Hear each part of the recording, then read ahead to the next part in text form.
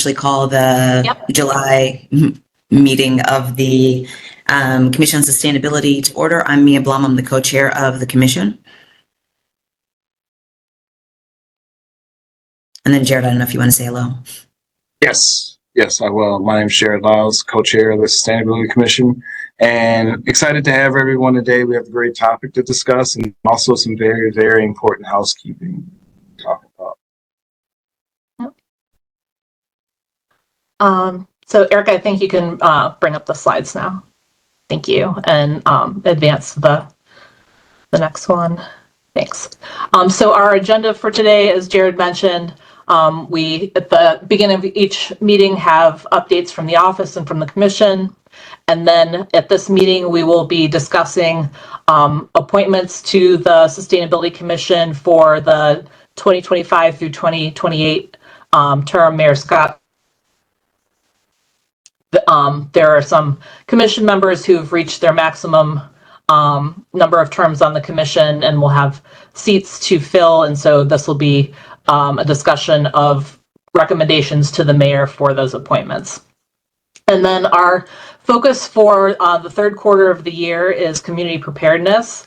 And so typically we do a quarterly theme, and then each of the 3 meetings during that quarter has a different topic related to the theme. So for this month, July, we're looking at DP3 updates and looking at how prepared we are for climate change and the various hazards that are identified for Baltimore. So I'll cover the connections of that topic to our sustainability, climate action, and disaster preparedness plan. We have Mac McComas joining us from the Johns Hopkins 21st Century Cities Initiative to talk about the Baltimore area survey and results from that survey related to climate concerns. And then Erica Pinkett, who's our climate and resilience planner, will provide updates on the DP3 and share information about some of the extreme heat projects and programs that are going on to address extreme heat. Next slide. So a few announcements. As I had already mentioned, we had our open house on June 28th. I believe we had over 250 folks attend. And I don't know if Gail or somebody else from the office can chime in on how many different vendors we had join us tabling at the event, but it was, I think, probably the highest number of organizations tabling that we've had in a while. So that was very exciting. Hey, Amy, this is Gail. Hey. Hi, everyone. We had about 37 vendors come out, so it was a great showing. Thank you. Next slide. Oh, and I forgot to put a slide in. Grace, do you want to share the environmental offset grant announcements? Yeah, no problem. So I'm not sure if I'm able to share. Okay, yes, I can share my screen. So I just have 2 slides just for some context. Okay, let me put that in presenter mode. Oh, okay. Why is it do? Are you seeing both the notes on here too? Yeah, we're seeing like your presenter view. Okay, that's there you go. Okay, cool. So I am Grace Hansen. I'm the coastal planner for the city. So Rachel Whiteheart and I put together the Environmental Offset Grants Program for the fiscal year 2025. For some background, this is a previous project that has been in the city, but it has not been implemented since about, I believe, 2022. So we brought it back this year. For some context, developers in the city that are subject to the forest conservation and the critical area programs can either meet requirements on or off site or via fee in lieu. So we collect those fee in lieu and distribute them across the city. So they come from critical area stormwater requirements, as well as afforestation, and then forest conservation afforestation requirements. Nonprofits and faith-based organizations are eligible to apply, as well as other similar organizations. And the goal is to put the money back into the city to enhance and protect wildlife habitat and create a greener and more beautiful Baltimore. So we had 21 applications and were able to award 10 grantees. And we had a review panel that was able to select those projects. And we were awarding up to $75,000 per application, just based on what the project was, how much they requested, but the maximum was $75K. And we awarded just under $500,000 to local organizations. And these are some of them on the right side. So there were 10 of those. The grants run through May 2026. A lot of them focus on stormwater quality, as well as greening neighborhoods, tree plantings, gardens, etc. So if you have any questions, please reach out to Rachel or myself. I'm happy to discuss them more in depth. And I'll give it back to Amy. Great, thank you. And so I'm not sure if we have a quorum. Do we want to go ahead and do the roll call and determine if we have a quorum? Yes, let's do that. Okay. So I'm Mia Blum, present. Jared Lyles, I'm Jared Lyles, present. Regina Voice. Donzel Brown is excused. Phil Costa is on his way. Gary Crum. Lisa Ferretto. Present. Morgan Grove. Here. Bill Joyner. Earl Johnson. Nicolette Lousaint. Here. Alicia Porter. Inez Robb is excused. Bryant Smith. Stephanie Smith.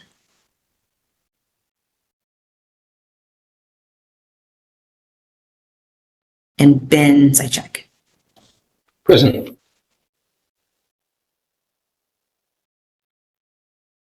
I see Stephanie in the list, so I don't know if she just wasn't able to come off of mute.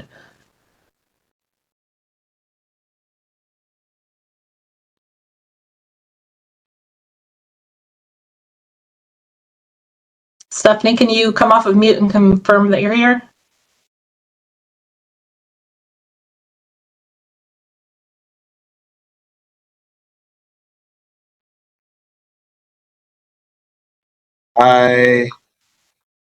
Okay, she's here. She said she can't unmute, but Thank you. Thank you. and Mia, I and Amy can keep you posted if anybody comes in. Okay, great. So we had a robust process in looking through, reviewing the applications and making recommendations. And that information was mailed out to all commissioners. I don't know if there's like a slide for this, Amy.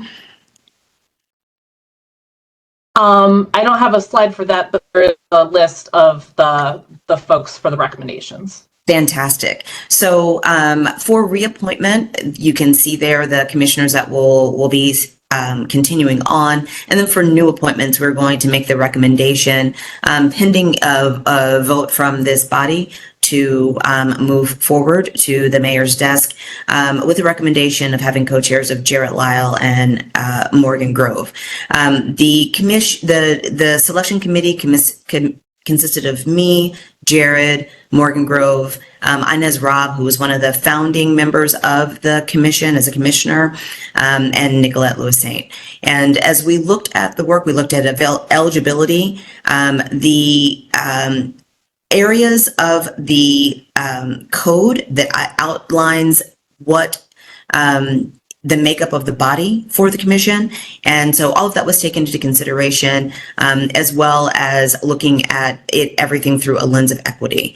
So I did want to share that. I want to let the commissioners that will not be continuing on, including myself, know that we are still on the commission until there are appointments. This process will include a confirmation process by the city council, as well as the appointment process by the mayor. So once we take this vote, and at this point, I'm just kind of stalling for time here so that we can see if Phil will join us, then we will move forward with the process of making the recommendation to start the confirmation process, and that could take a few months. So I know that we are joined today by a few of the members who have been recommended, and I just wanted to just pause now to see if there are any questions that members of the group for new appointments might have.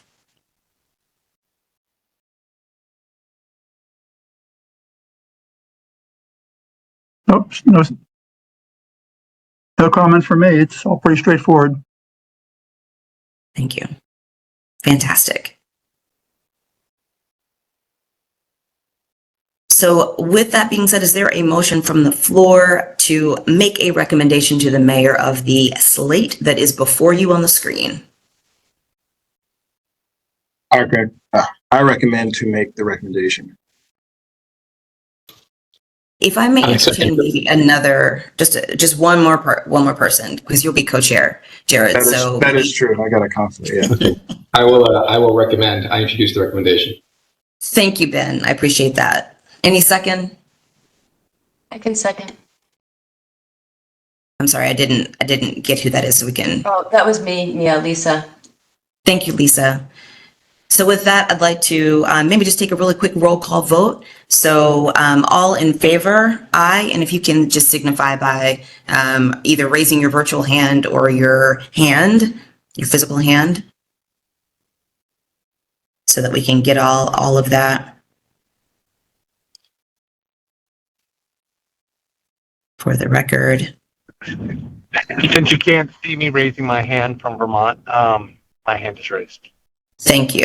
And Stephanie Smith is also an aye. Any abstentions? And anyone who objects? Amy, just to make sure, hearing none, I'm assuming that this passes. I just want to make sure that we got everybody that we needed to get.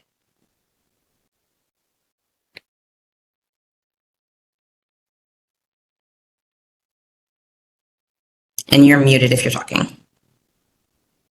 Sorry. All of the commission members in attendance voted yes. I think we do need to wait for Phil to finalize the vote. Okay. All right. So Thank you very Phil much. Costa is one of our commission members who let us know that he'll be joining late.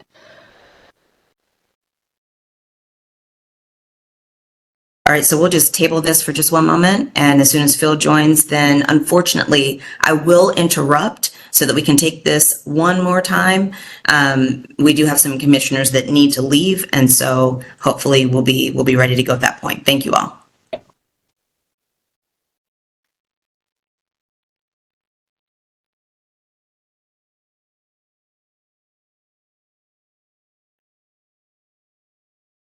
Next slide.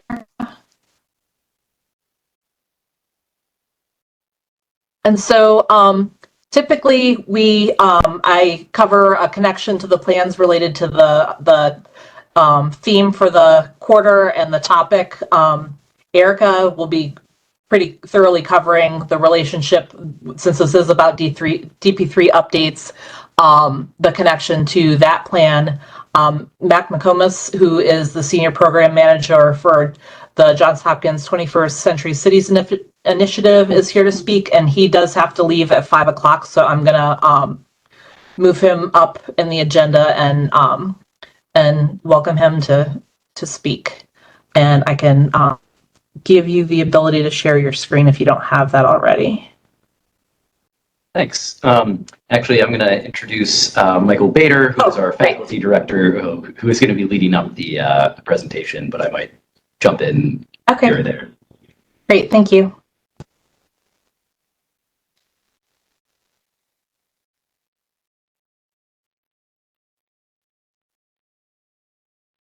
Hi, sorry, I'm not used to WebEx. I'm used to Zoom, so I couldn't figure out where the button was. Sorry about that. Hi, everyone.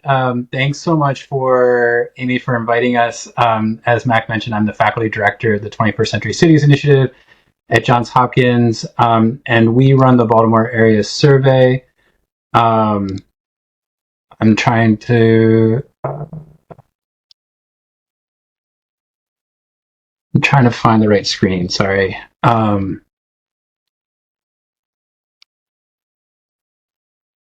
Actually, I think, Amy, I sent you the slide. Would it be easier if I sent you the PDF just a second ago? I don't know if...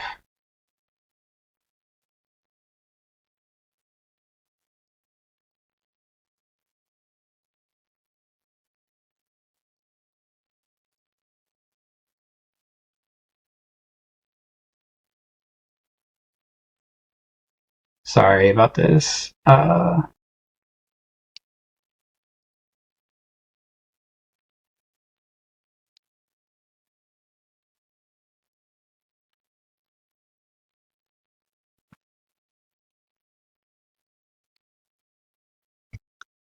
Okay, that's it. Yeah. Oh, Mac, you got it? Okay. Thank you. Sorry, I can't figure out how to get it to share. Sorry about that. So I really want to thank everyone, especially Amy, for inviting us to join. We are really excited to talk to you all. We've been thinking about some of the ideas that I know there's been overlap with what we've been thinking about and what you've been thinking about in terms of understanding what's going on in Baltimore. And so Amy invited us to come talk about the Baltimore Area Survey. Mac, if you want to go to the next slide. The survey itself is something that we started in 2023.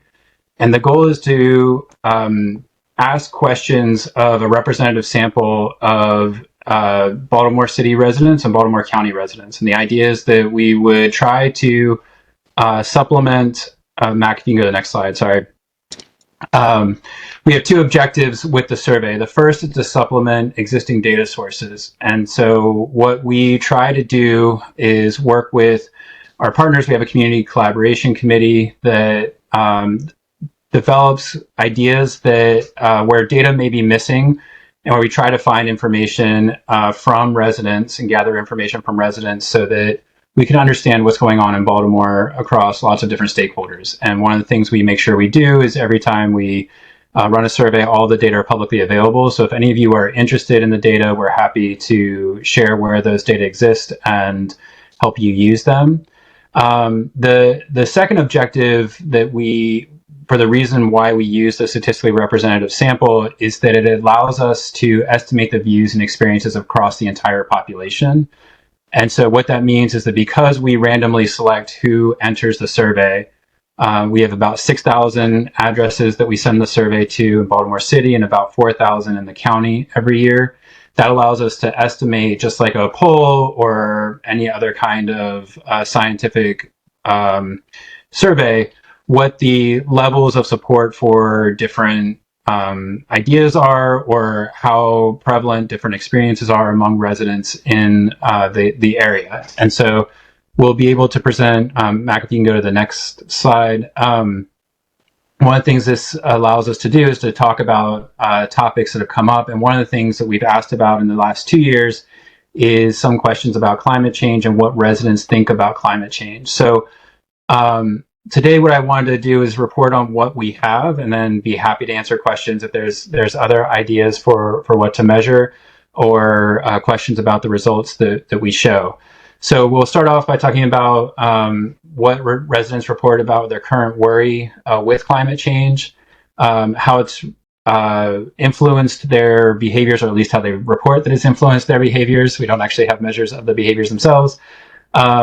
Concerns about future cost and harm that the climate change might inflict on their lives. And then finally, what we're really excited, this coming year, 2025, we have a large panel of questions about the environment. So we'll be, I'll mention what those are and happy to have a conversation. So before I move, well, actually, let's go to the next slide, Mac, and then before I move on, I can. So as I mentioned, one of the things we try to do is make sure that the sample is representative. And when I say representative, again, that means statistically representative, which means that we try we send out a letter to 6,000 addresses in the city and 4,000 addresses in the county, like I mentioned, with a QR code and a short link that respondents can use to fill out the survey online. The reason we do that is that at least as of now, things are constantly changing in survey methods, but as of now, that's the method other than going in person that allows us to get the most representative samples. So most people have a smartphone they're able to use, and so it's a way to try to balance out the benefits. If someone doesn't want to fill it out online, we will also send them a mail version of the survey, paper and pencil version of the survey. And I mean, usually about, Mac, I think we get about a dozen of those a year, not even. Yeah.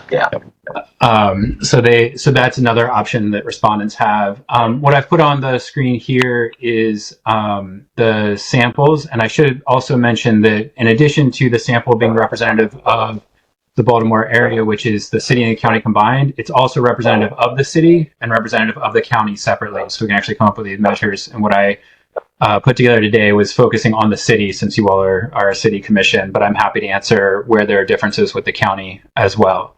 In 2023, the margin of error inside the city is about 5%, and it's about the same in 2024. So when you're looking at the results, know that there's kind of a bound on either side of about 5% for any percentage. The real value in the population may reflect that, and what we're getting is based on the single sample that we collected. Before I move on, are there any questions about the methods or the survey itself?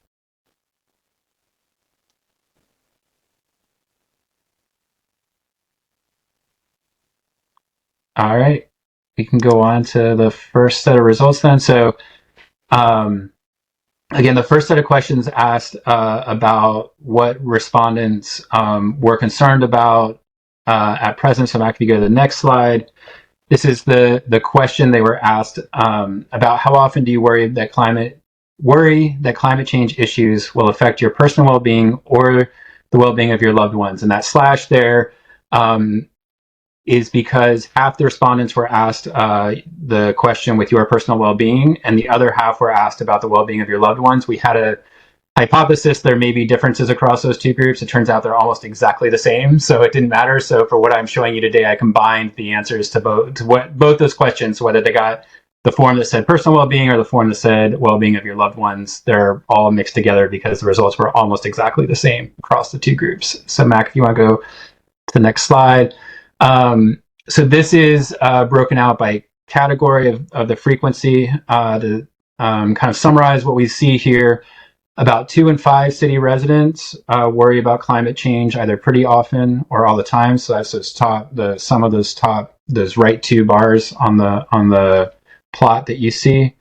About a quarter of residents only thought about it once in a while or almost never, and about 10% of city residents thought about it almost never. And so this is overall. So I should have mentioned these questions come from the 2024 survey. There were some differences by group. So Mac, if you go to the next slide. The first was that there was what we would say is education gradient. So the higher level of educational attainment that a resident had, the more likely they were to be in that top category of, or top two categories, sorry, being pretty often or almost all the time. So about half of respondents that had a professional degree, so that's more than a bachelor's degree, worried about the climate pretty often or almost all the time. And that number was still high among those with high school or less, so it was still above 75%, but it was, above 25%, but it was statistically significantly lower than those with a professional degree. Next slide, Mac. The other group for which we saw big differences was by age, and so the youngest residents here, those under 35, were the most concerned. And in fact, you can see this in both of the bottom two categories. So about a quarter of residents under 35 were concerned about climate change almost all the time, and another 25% were concerned pretty often. There were not any differences by either race or gender in the results. Those were pretty consistent across black, white, and male, female. I should mention we collected data for other race groups, but we didn't have a big enough sample to really be confident in the reliability of the statistical precision of those estimates. So we focused on black and white here. Any questions or thoughts? All right. You want to go on the next? So next thing that we looked at was influence on reported behaviors. So Mac, if you go to the next one. So this question, this was a series of 3 questions that asked how much do concerns about climate change affect the local leaders that you choose to support, what you eat, and the types of transportations that you use. So this was asked as a series of 3 separate questions where that interest stem was given each time, and then the last part was filled in. Mac, if you want to go to the next slide. What we can see here is that voting, and it was the area with the most reported influence. And again, I mentioned this before, but I want to be careful that this is self-report, so we don't know how much people are actually changing their vote based on climate change. We just know how much they're reporting that they change how they vote or how they eat or what transportation they use. But we can see that voting is definitely the largest, diet is the second, and transportation is the lowest. This is where we unsurprisingly saw the biggest difference between the city and the county. So overall, the county folks were less likely to be concerned. So they were a higher percentage of county residents were in that not at all category, and then kind of fewer across all the rest of the categories. But transportation was a huge difference, which isn't that surprising given that lots of people in the county are relying on cars and may not have the ability to use other types of transportation. So I think that's it for the kind of current behaviors and thoughts. So Mac, if you want to go to the next slide. So the other thing that we have analyzed before, Michael, sorry to interrupt. This is Morgan. No. Are there surveys with similar questions at the state or national level that allow us to compare Baltimore to other populations? I know that there are some that are similar, but not exactly the same. One of the things we want to try to do is align some of the questions. Yale conducts a survey nationally every year of climate change concerns. They tend to get much more into very specific policies than kind of general ideas, but I think that they have a couple of questions that are pretty similar. As far as I know, I don't know of any other local survey like what we have here that is asking climate change questions. The 2 that I could think where there might be, but I don't think they have, are Houston and Detroit. And I'm pretty sure neither has asked climate change questions. Thank you. Yeah. Any other questions? All right. So the next set of questions is a little bit hard for me because they were asked first, but they're actually about the future. So it's a little bit weird. These are coming from the 2023 survey.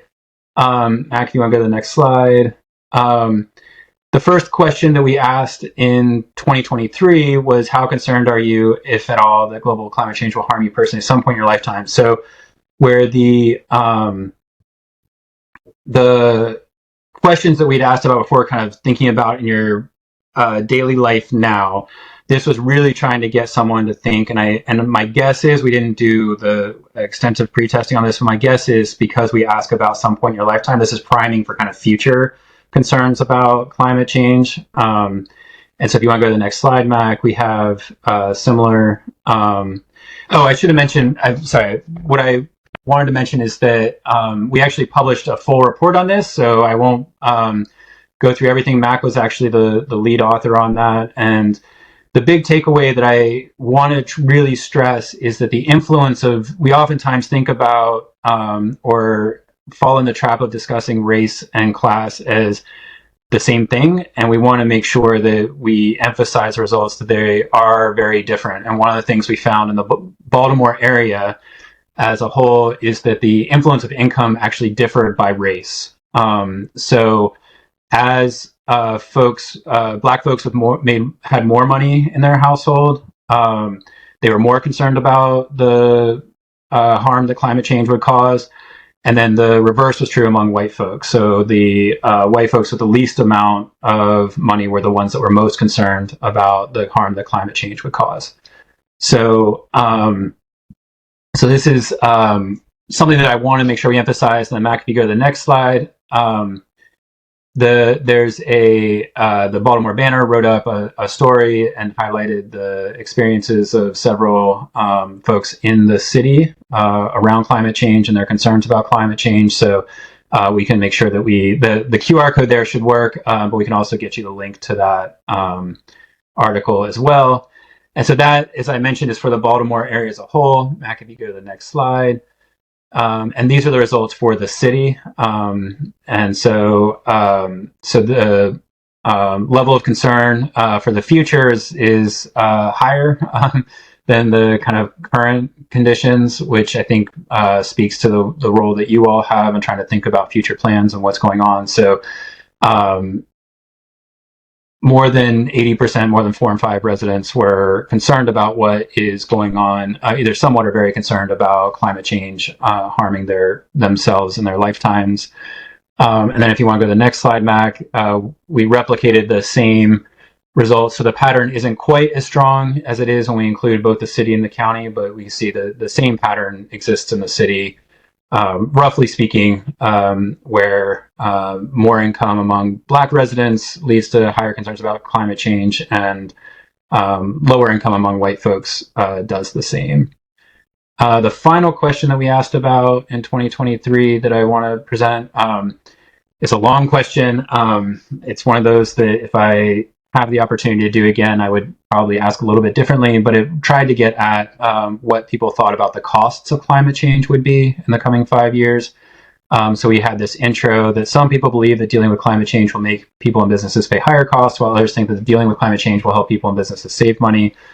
Overall, the next 5 years, do you think that dealing with climate change will lead people and businesses in the Baltimore area too? And then we had several options, and I could go to the next slide.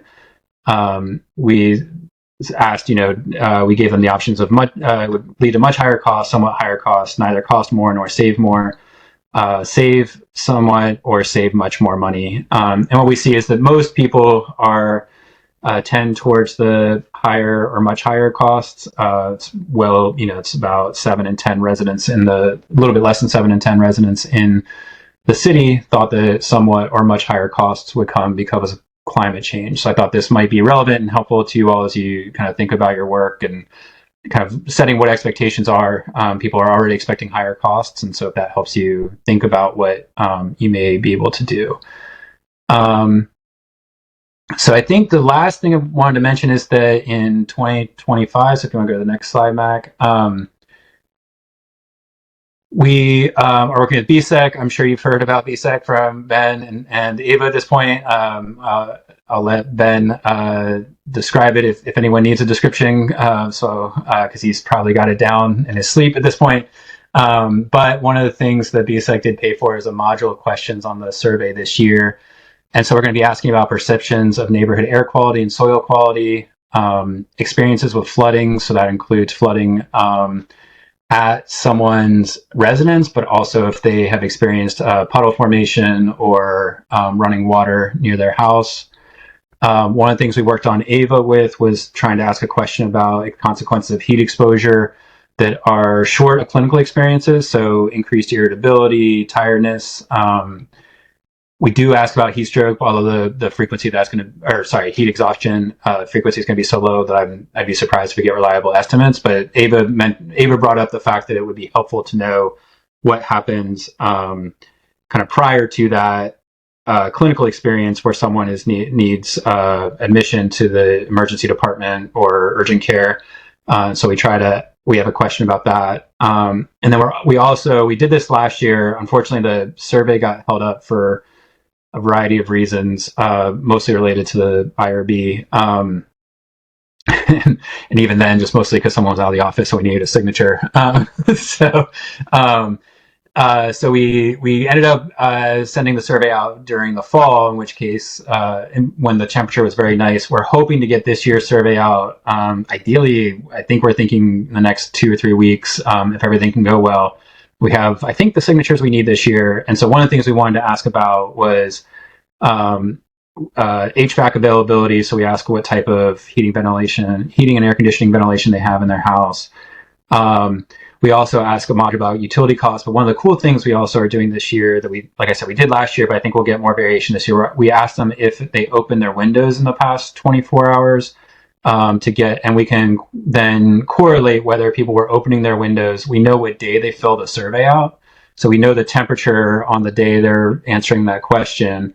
And then we can see if people are opening their windows on hot days, and if that varies by the utility costs or concerns about utility costs and HVAC availability, to try to get at some of the equity issues related to heating and air cooling. Sorry, not heating, but cooling in the summer.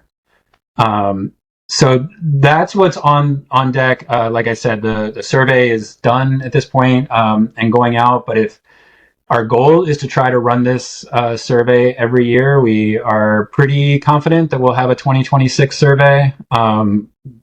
We're hoping that we can continue it with a combination of university funding and funding from other sources. Like I said, BSEC was able to help this year and funded a module of questions. We're always open to working with folks if they have, a set of questions they'd like to ask and some money to be able to ask it, to put them on the survey. And so as we look forward, we're hoping to keep this going and be able to measure some of these same topics in the future and then expand on them. So if there's ideas or thoughts of what you would like to know more about from what we've already collected, that's easier for us because we can actually send it out, or things that would be helpful to ask about in the future, we would love to hear both of those. So I think I have my email address on the and the 21cc goes to Mac, and so yeah, I would love to hear any questions or thoughts or additional analyses would be helpful. And Amy, you should feel free to share these slides with the commission commissioners. So thank you so much. It's such a pleasure to get to meet all of you, and thank you all for your work. And I'm excited to talk about this.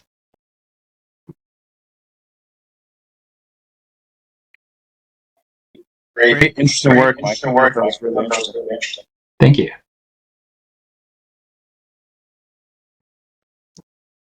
So before we head on to the next speaker, I apologize. I don't know why. Mike, I think you need to mute.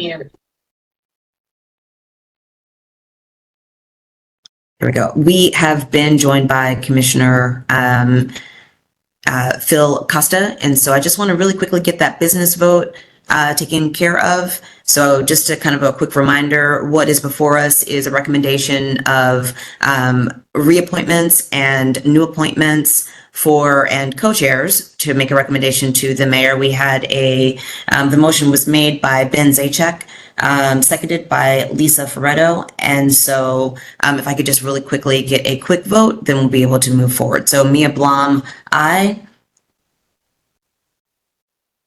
Jared Lyles. Aye. If everyone can just maybe raise their hands. So Regina Boyce. Nicolette, thank you. Denzel. Lisa, thank you. Phil, I think I see your hand up. Thank you. Morgan is aye. Thank you. India, unfortunately, you are not a commissioner, so you cannot vote at this moment. I appreciate your enthusiasm. Stephanie in chat said aye. Aye. Great. And then we have Nicolette said aye. Councilwoman Porter is not present. Inez Robb is not present. And Ben, of course, I'm assuming. Aye. Oh, is that Bryant? Yes. Okay, thank you very much. All right, so motion passes. Thank you very much. We will keep everyone in the loop about the progress of this. And please know that if you're a current commissioner, we do expect you to attend the meetings until the full commission is appointed. So thank you all. Appreciate it. Thanks for letting me interrupt the program. Thanks, Mia. And now we can go back to Any questions for Mike and Mac about the Baltimore area survey and the results?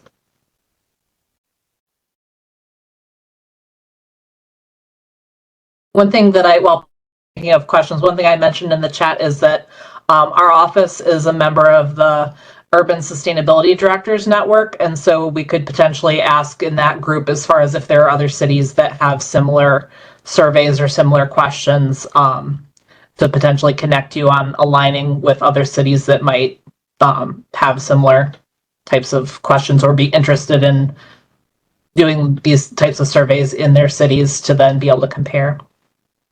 That would be great. Thank you. Welcome. So at what point do you think you'll be able to start drawing some conclusions from the data you're generating? What kind of conclusions? Because we can draw some now. I think there's various levels. So trying to understand like what type of conclusions you're thinking of. Well, you're conducting a survey to generate. I'm getting feedback. I apologize. You're conducting a survey. And I apologize. I'm new to this, so I haven't heard any of the background. But you're conducting a survey to generate information that you want to then use, I assume. And so, at some point, you'll collect enough data points to be valid and to be able to make certain conclusions about the data you're generating. So, where are you in that process? I guess to rephrase the question. Oh, great. Thank you. I appreciate you clarifying. So I think that where we are now is that we are at a place where we can make draw some conclusions about differences in experiences and attitudes at broad demographic levels. So, for example, we can compare what like we mentioned, results by age, by race, by gender. Those are just examples. We could look at lots of them. And so we feel pretty confident at this point with the sample size that we have from the first 2 years to be able to make those conclusions. What we would love to be able to do in the long run, after collecting more data, is start to increase our precision of the geographic estimates so that we can actually come up with and show how responses vary by neighborhood. I think that would be incredibly useful for folks in the city. I know it'd be helpful for us as researchers. That would probably take 2 or 3 years of asking the same question to be able to get to the point where we feel comfortable to have reliable enough estimates at the neighborhood level to be able to release those. So when I'm thinking neighborhood, I'm thinking probably community statistical area would be our first round, and then below that we would probably get down to something like the census tract. Mike, if I may, this is Morgan. It's not up for the people who lead the survey to do something with it per se in terms of enacting policy, planning, or management. I think it's important for Mike and Mac and Ben to be sharing this information and then being of assistance to organizations like this and saying, for instance, in terms of community engagement, who is being reached, who is interested, who may not be interested, and how would perhaps more information perhaps engage them about climate change or heat or what have you. So this is information that is really useful, I think, to this commission, the Department of Planning, other city agencies, nonprofits, but it's for them, those entities, to do something with it per se, and not Mike, if I may be so bold. I appreciate that, Morgan. And I should mention I'm happy to help, and Mac and I are happy to come. If anyone is interested in seeing the data or having us give either this presentation or other presentations on the data we have, just to echo what Morgan said, our goal in getting this out is to try to help stakeholders make decisions. So I can't say it better than Morgan said it. But we would love to share and love to present if there are opportunities where you think the information would be useful to folks who are trying to make decisions.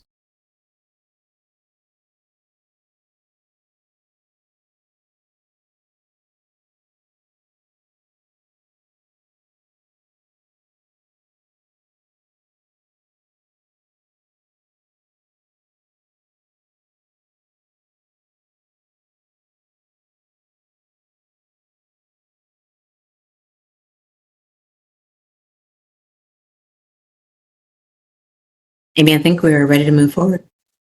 Okay, great. Great. Thank you, everyone. Thank you, Amy, for the invitation. Thank you.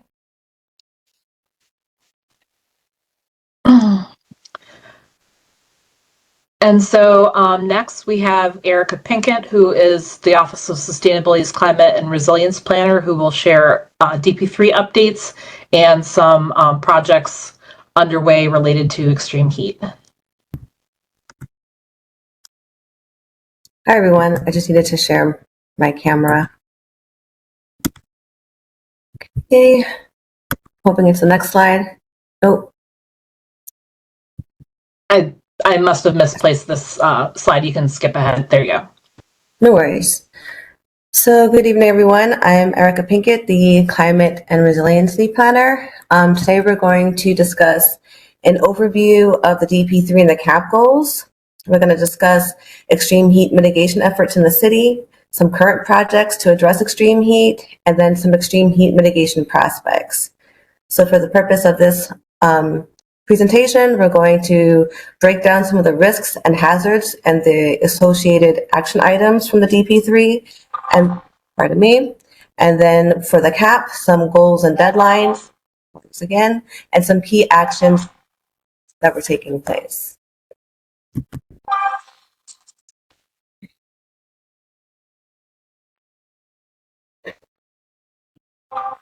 Sorry, it's my son's birthday, so everybody's kind of blowing up my phone.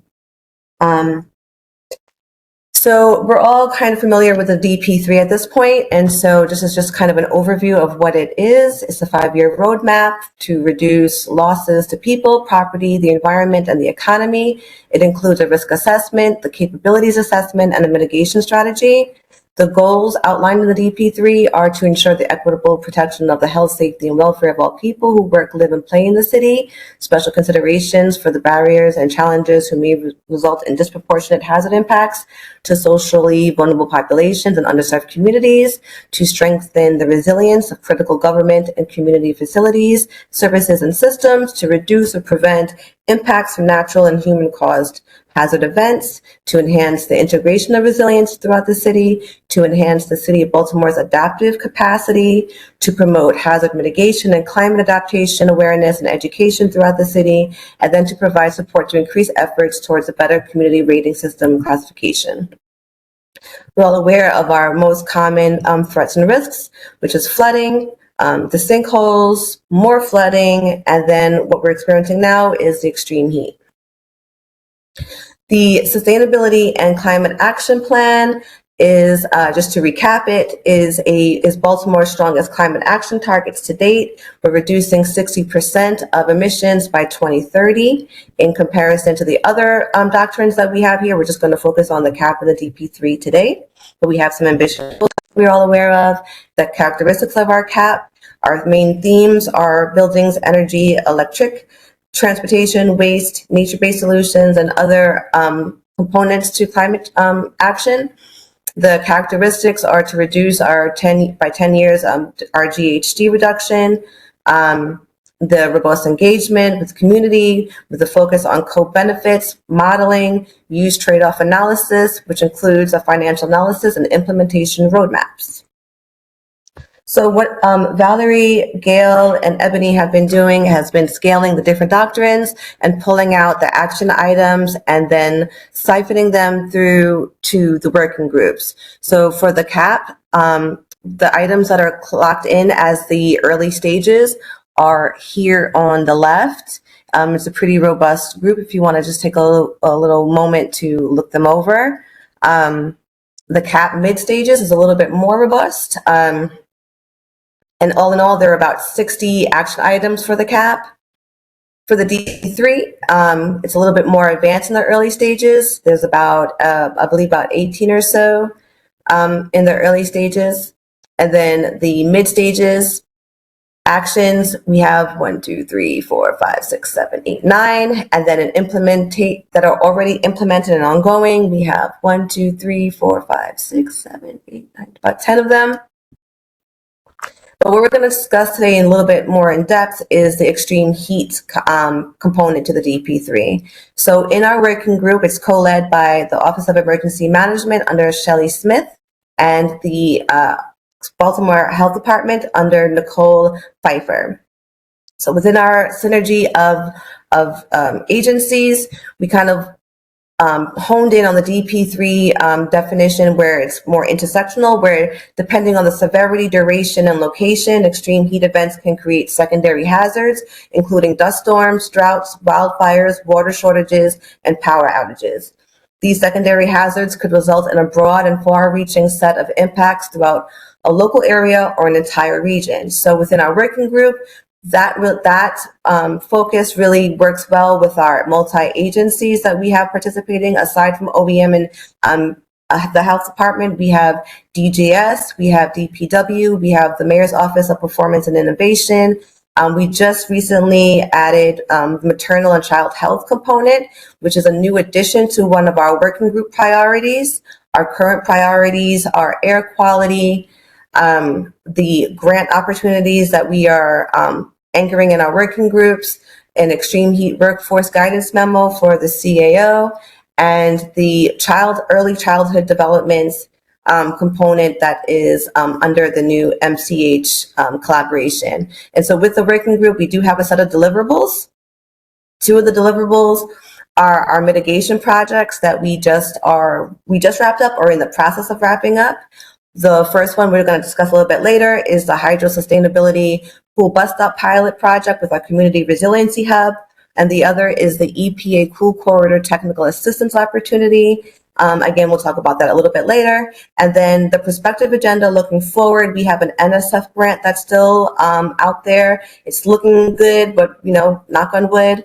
And that is to provide to develop and implement innovative, scalable, and practical solutions to address regional climate resiliency challenges in Baltimore and Washington, D.C. region, with a particular focus on urban resilience in Baltimore. It's a big partnership with Washington, D.C., with similar demographics, with similar constraints. And so we've partnered up with some heavy-weighted international partners, federal partners, who have access to satellite data, all the cool bells and whistles that are going to be provided under the NSF grant to really get a granular look at our data, and then have that banked and rested into the community to do to piggyback off what we were last talking about with JHU for the community to use. We also were in a conversation recently with the MDE requesting some opportunities or some ideas that we may have to put out a list for our mitigation efforts. And so our EPA Cool Corridor and a few other things most likely will end up on that list. And then lastly, the Cool Bus Stop build out. Now that the pilot is complete, we have a set of stakeholders who are interested in building it out throughout the city and throughout the Black Church Network.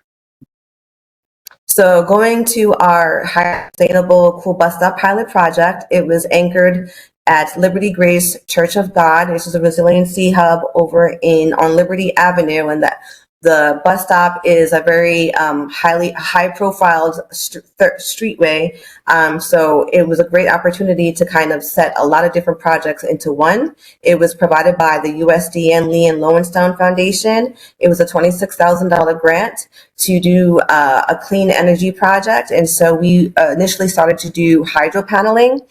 Unfortunately, we could not do hydro paneling because of our climate. Hydro panels pulls moisture from the air, collects it, and the cyclo unit that we went with would have filtered it, then put us into a good no-cost function of water, public use water. But since our climate wasn't adaptable for that, we rerouted and did rainwater collection. So the Liberty Grace Church of God team really wanted to make sure that the community of 2,000, close to 3,000 people all had access to at least 1 gallon of water per rain cycle. So that tank is a 5,000 gallon of water.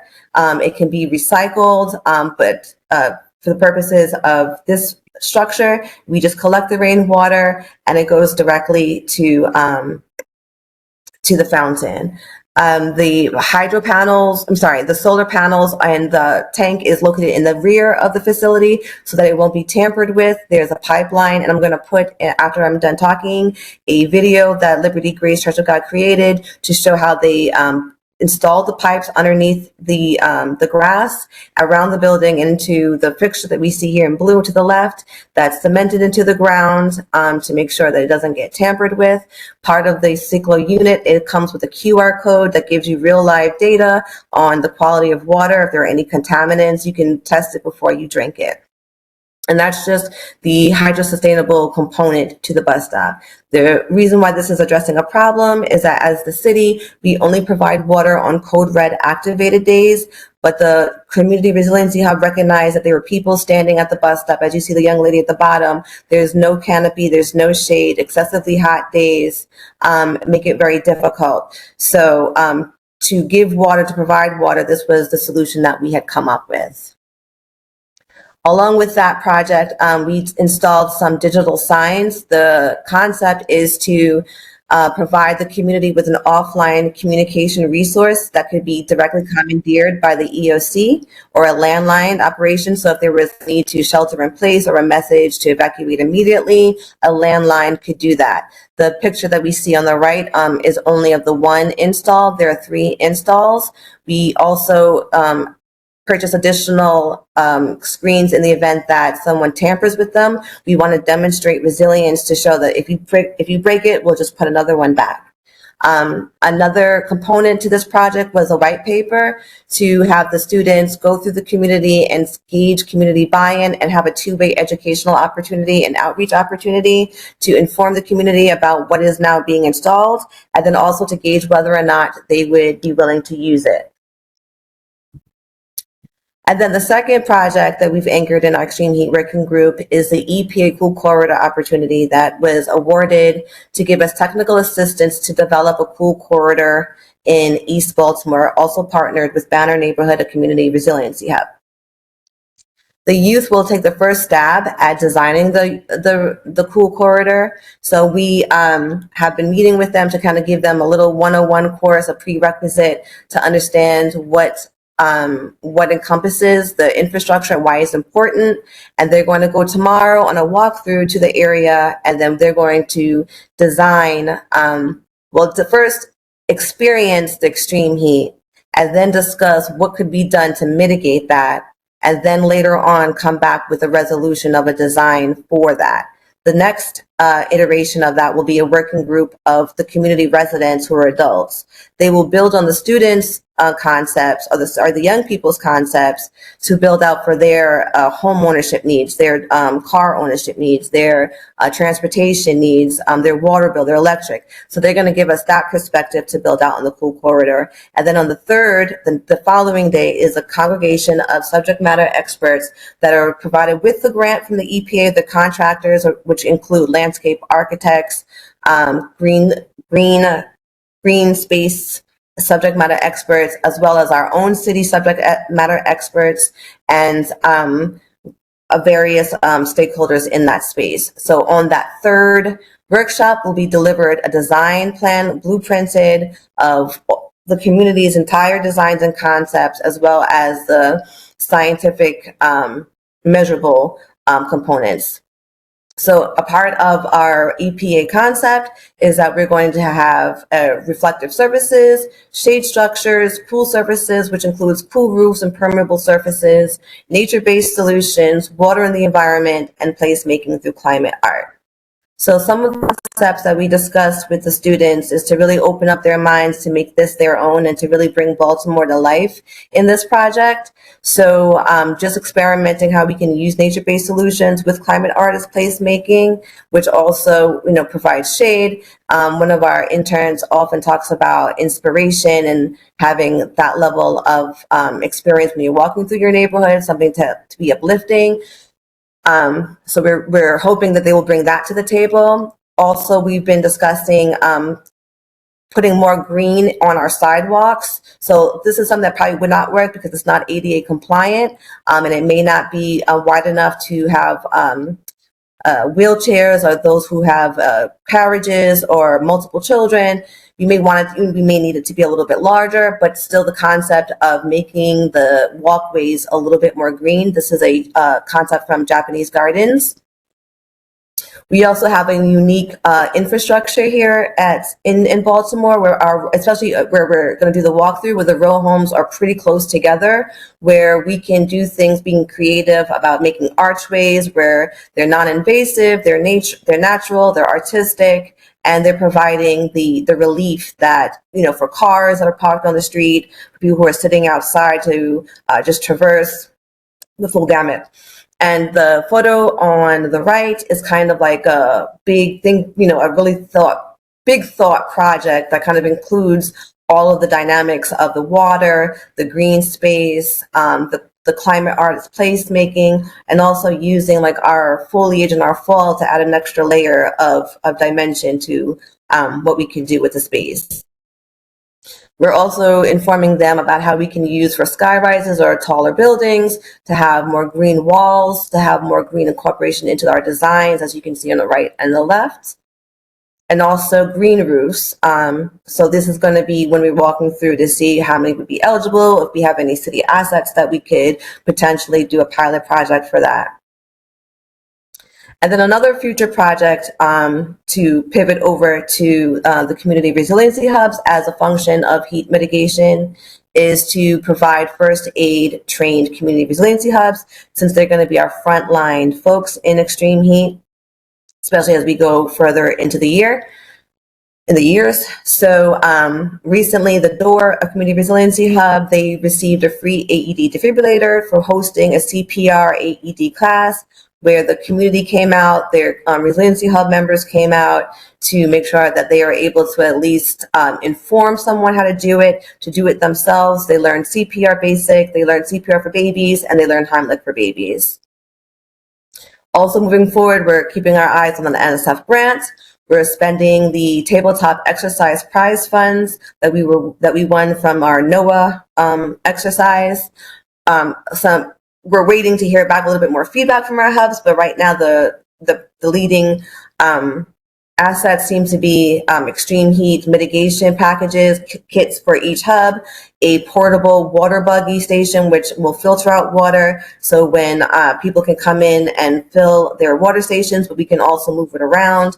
Another point of consideration is medical cooling kits or stations, so that way when hubs are experiencing power outages in their neighborhood, they're not putting community medicines, mixing it in with regular food. They have an actual certified functioned cooling station that they can put the medicines in. And then also we have a Harvard Extreme Heat Roundtable for families of young Baltimoreans. It was something that was done in Boston, and it was very well received. Harvard assembled community families to discuss extreme heat for parents of young infants and young children, to have a two-way conversation on what the community is doing to mitigate heat, and then what the city can provide us as tools and resources to inform parents and families to address extreme heat. So we're going to do one here in Baltimore, and that's scheduled for the fall, October 23rd or so. There'll be 3 iterations of that as well. And then lastly, we'll be working on that extreme heat workforce guidance memo, which is building on the state guidance that was given. The city's doing a fantastic job on extreme heat. So just kind of making sure that we're tying into the uniqueness of the city, that's being captured for our workforce, and to throw out some more ideas for consideration. And this last slide is just a little gentle reminder that when we invest in mitigation, that it is a cost-saving effort. When we revitalize and beautify our neighborhoods, that is a direct impact on economic development as well as natural resource conservation to the like.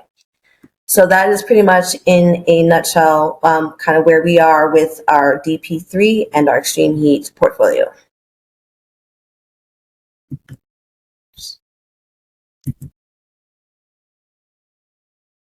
Thank you so much, Erica. Yep. Got it.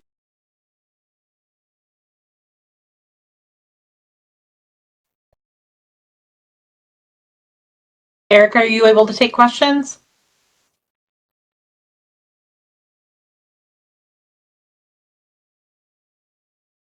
Yes, of course. Yes. Okay, you went off camera, and so I was just thanking you for the Sorry. presentation and giving people a chance to get ready and formulate any questions that they have. Sure. So, commission members, any questions?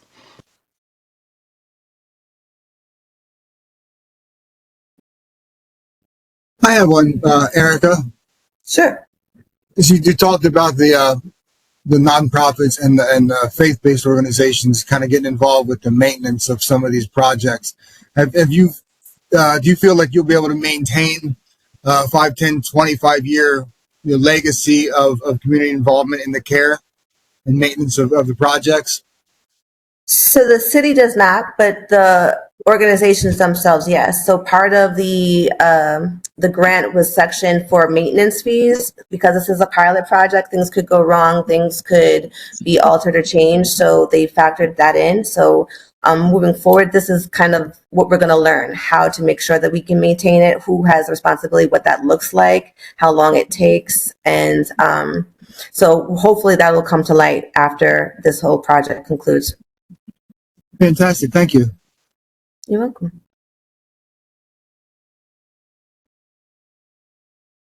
And I'm going to also put the video in the chat because I did not remember to do that. Great. I might have missed this in the presentation, but one question that I had about the corridor is how many blocks are you looking at? So we're looking at, it's on Preston, going from Collington Square Park all the way down to, I forget, it's called Ecker Park, Elgar Park, on Biddle. So it's about like 5 or 6 side blocks and then one long, if I'm saying that correctly, I don't know how to navigate this, but it's a very small area. It's walkable within 15 minutes. But we're covering 2 separate areas. One area is closer to Preston Street and Gay Street, where there's a cool bus stop. Well, there's an abandoned gas station where a bus stop is that could be really converted into a great cool bus stop space. And then if you're walking towards Collington Square, that's kind of we're trying to understand how to get young people back at the parks. So that experience, we're going to understand like what they're experiencing, what reservations they're having, and capturing that kind of information as well to make sure that they're going to use the space.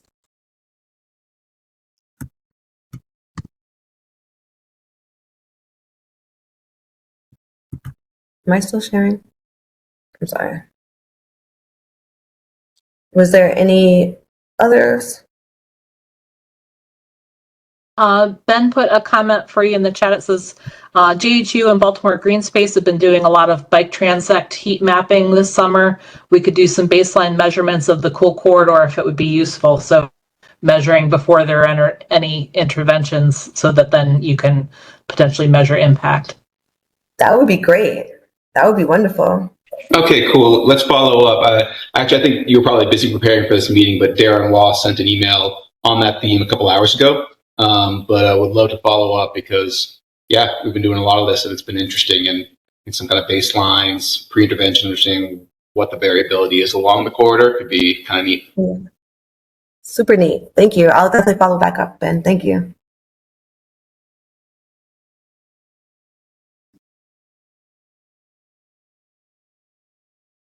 Did you want me to go ahead and share, Amy, the next? I think it was just the last slide, so I was just giving everybody a chance. I see Amanda Lay has a hand up.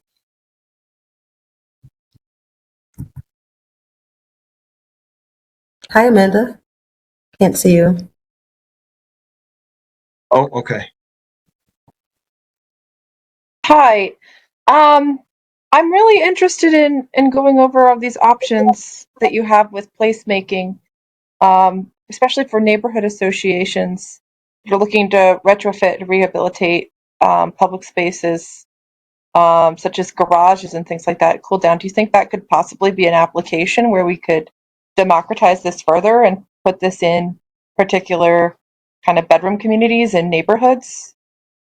That's the ideal. And I think that we chose this particular block because it does fit like that. And the idea was if we threw everything at this project, like all the interventions, what would it look like? So we can definitely dissect to see like one specific thing, like when we're talking about the art and the climate and the placemaking, we can look at things separately and we can look at things as a big, broad, collective opportunity. But the idea was if we did everything, if we did the greening, if we did the walls, if we did the misting, the water, the fountain, all the things that exist, the reflections, the membranes, what would that look like, and how does that, talking to what Ben was saying, and then can we measure that in terms of data, and then we can definitely democratize it to do way more with garages and all the things. So hopefully every little piece of the community will be looked at and observed as a potential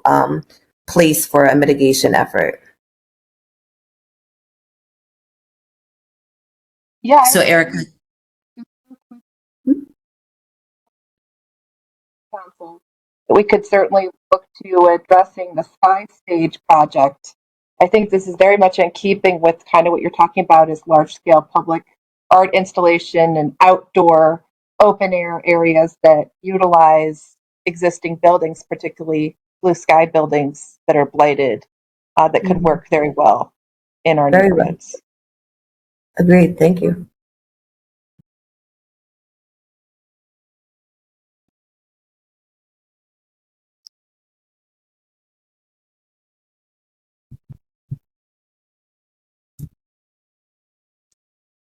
I thought somebody else had another question.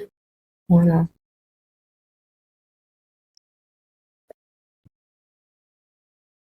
All righty, and everyone is welcome to take the walkthrough on the 28th with the community members, and on the 29th is the SMEs. So if you're interested in participating, it's at Banner Neighborhoods on 1819 Preston Avenue, and I'll put that in the chat, and I'll put the times in. So if you're interested, you can just show up, and we will have some food there today for the group.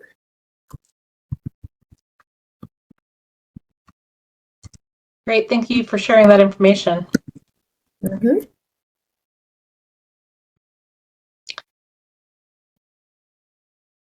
So Erica was our last speaker.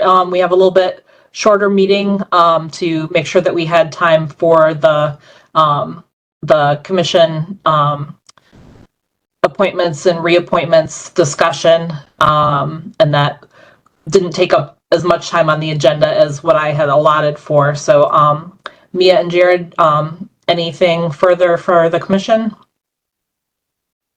I think just if we can put a link in chat for the current sustainability plan so that those that are waiting for appointment can familiarize themselves with the plan itself, just to know that we will be working through for the next few months very specific sections of the plan, but I think it's helpful to know that all of the meetings relate to the sections of the existing plan and the work that's being done to uplift that plan.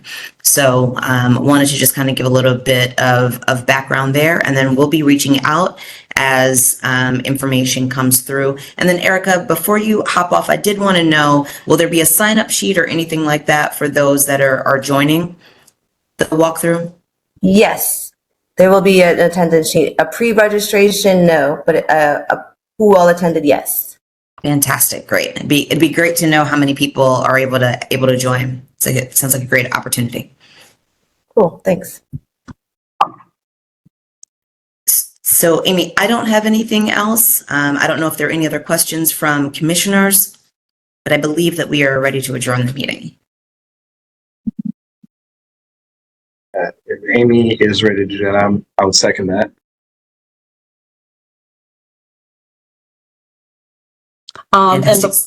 Before we hop off, I just wanted to thank the folks who've joined, who are the new applicants for joining the Sustainability Commission.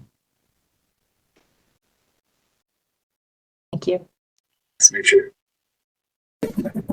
Thank you for consideration. I appreciate it. See everyone on August 20th.